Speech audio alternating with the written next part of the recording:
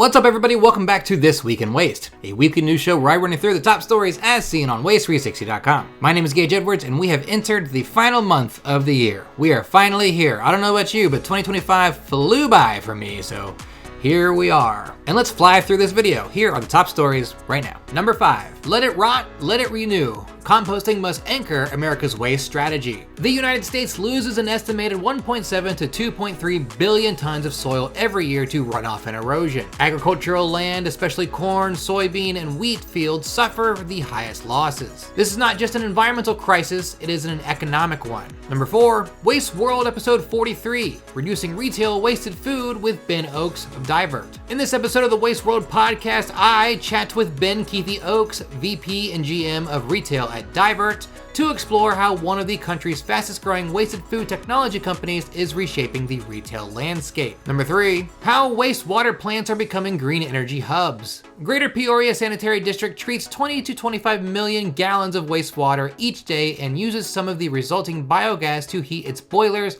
while flaring the rest. But now the Illinois utility has other plans for some of the excess and is banking on monetary and environmental returns. Number 2, from waste to wing. Sustainable jet fuel developers tap landfills, wastewater plants, and dairy farms for feedstock. The sustainable aviation fuel market is expected to reach nearly $66 billion by 2030 and soar to $655 billion by 2050. And jet fuel tech developers are latching onto waste as feedstock to meet demand. The first innovators have focused largely on agricultural byproducts, but there isn't enough of the material to satiate airlines' appetites as they commit to net zero carbon by 2050. And our top story of the week, December fire report, a plea to the tobacco industry. As we approach the end of the year, the waste and recycling industry is unfortunately on track to reach a record number of publicly reported facility fire incidents in the US and Canada, driven largely by improperly discarded lithium-ion batteries, including vapes. And those were the top stories as seen on Waste360.com for the week. As always, you can go to Waste360.com